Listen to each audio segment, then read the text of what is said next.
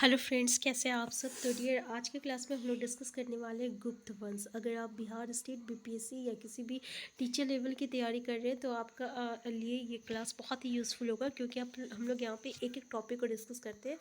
साथ में हम लोग क्लास 6 to 10 की एनसीईआरटी का चैप्टर को डिस्कशन करते हैं और एमसीक्यू भी करते हैं। आज का एक छोटा सा टॉपिक है गुप्त वंश। तो देखिए, गुप्त वंश जो है, गुप्त वंश ने लगभग 275 से लेकर 550 ईस्वी तक जो है शासन किया है, जिसमें आपका कुछ प्रमुख गुप्त शासक है। सबसे पहले आपका श्री गुप्त है, जो कि संस्थापक है गुप्त वंश का। फिर आपका घटोत्कच आते हैं। फिर आपका चंद्रगुप्त प्रथम है। इसकी पत्नी है कुम्हार देवी। फिर चौथा में आपका समुद्रगुप्त है, इसकी पत्नी है दत्ता देवी। फिर पांचवा में आपका काच तथा रामगुप्त है। फिर छठा में आपका चंद्रगुप्त द्वितीय है, और इसकी है आपका ध्रुवा देवी तथा कुबेर नागा। और फिर सातवां में कुमारगुप्त प्रथम है, अनंत देवी। फिर आपका स्कंदगुप्त है। फिर आपका पुरुगुप्त है। फिर आपका कुमारगुप्त द्वितीय है। फिर आपका बुद्धगुप्त है। फिर आपका विष्णुगुप्त है। ठीक है, तो ये सब आपका 12 जो है शासक है गुप्त वंश का, जिसमें सबसे इम्पोर्टेंट आपका चंद्रगुप्त प्रथम है, समुद्रगुप्त है। फिर आपका चंद्रगुप्त द्वितीय हो गया, स्कंदगुप्त हो गया। तो इन लोगों से जो है क्वेश्चन हमें देखने को मिलता है। ठीक है, तो जैसे कि चंद्रगुप्त प्रथम, इसका जो टाइमिंग ड्यूरेशन है 319 ईस्वी से लेकर 335 ईस्वी तक था। और इसने जो है आपका सोने का सिक्का जो है जारी करने वाला प्रथम गुप्त शासक है, और गुप्त संवत 319 ईस्वी में प्रारंभ किया है। ठीक है, तो इसके बारे में इतना जो फैक्ट है जहाँ से क्वेश्चन हमें देखने को मिलता है। नेक्स्ट है आपका समुद्रगुप्त। ये जो है इनका टाइमिंग ड्यूरेशन 335 से लेकर 375 ईसा पूर्व तक है।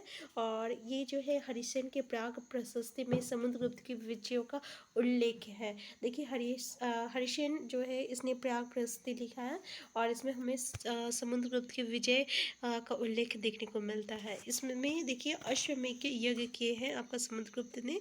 और अश्वमेध प्रकार के सोने के सिक्के, अश्वमेध प्रकार के सोने के सिक्के जो है जारी किसने किया है, तो समुद्रगुप्त ने किया है। फिर उपाधि इसको भारत का नेपोलियन आपका विसेट स्मिथ द्वारा दिया गया है। तो क्वेश्चन आता है कि भारत का नेपोलियन किसको कहा जाता है, तो यह आपको समुद्रगुप्त को कहा जाता है।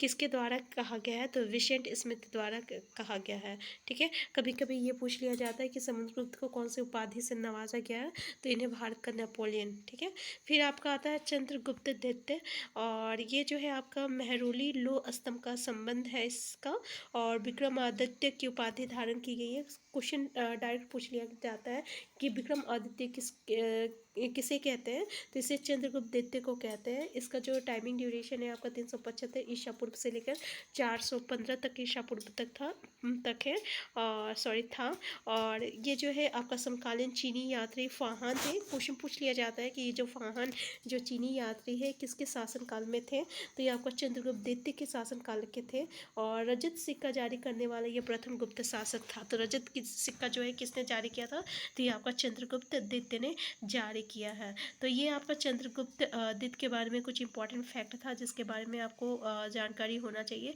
इसके अलावा यहाँ से हमें और एक क्वेश्चन देखने को मिलता है, चंद्रगुप्त द्वितीय के दरबार के 9 रत्न। ये बहुत इंपॉर्टेंट है।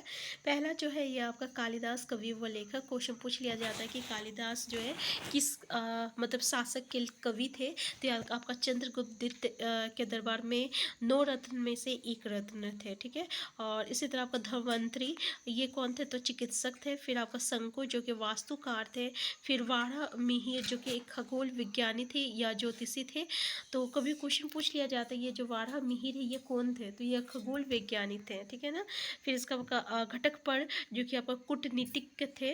और बेताल भट्ट जो थे एक तरह का जादूगर थे। और अमर सिंह एक कोशकार थे। ठीक है, फिर आपका शर्पणख जो है यह फलित ज्योतिषी थे। ठीक है, फिर वरुचि जो थे ये आपका व्याकरण थे। क्या था, व्याकरण थे वरुचि। तो ये कुछ इंपॉर्टेंट फैक्ट है आपका चंद्रगुप्त द्वितीय के दरबार का 9 रत्न बहुत ही इंपॉर्टेंट है। तो आप एक बार 9 रत्न को अच्छी तरीके से देख लीजिए कि वरुचि व्याकरण। ठीक है ना, यहाँ से क्वेश्चन आता है व्याकरण, तो याद रखिएगा। फिर कालिदास कवि व लेखक थे। धन्वंतरी चिकित्सक थे। शंकु वास्तुकार थे। वाराह मिहिर खगोल विज्ञानी थे, ज्योतिष थे। घटकपर कूटनीतिक थे। बेताल भट्ट जादूगर थे। अमर सिंह आपका कोशकार थे। और आपका शर्पणख जो थे ये फलित ज्योतिषी थे। ठीक है, तो ये था कुछ चंद्रगुप्त के दरबार के 9 रत्न। तो देखिए जो भी इंपॉर्टेंट फैक्ट था ना, जहाँ से क्वेश्चन हमें देखने को मिलता है, वो हम लोग यहाँ पे शॉर्ट थोड़ा सा डिस्कस किए हुए हैं। इससे आगे जो है हम लोग नेक्स्ट क्लास में डिस्कस करेंगे। तो ऐसे ही जो है हम लोग छोटे छोटे टॉपिक को लेके आएंगे आपके पास, ताकि जो है आप बहुत ही इंटरेस्टिंग से पढ़ सकें। और हिस्ट्री जो है बहुत ही मतलब बोरिंग है, तो हमें जो है इसे इंटरेस्टिंग तरीके से पढ़ना है। तो ऐसे ही हम लोग कंटिन्यू करने वाले हैं, साथ में हम लोग 6 to 10 तक एनसीईआरटी भी करने वाले हैं। तो अगर चैनल में नया है, चैनल को सब्सक्राइब कर लीजिए। वीडियो हेल्पफुल होगा तो लाइक शेयर करना मत भूलिएगा। Thank you.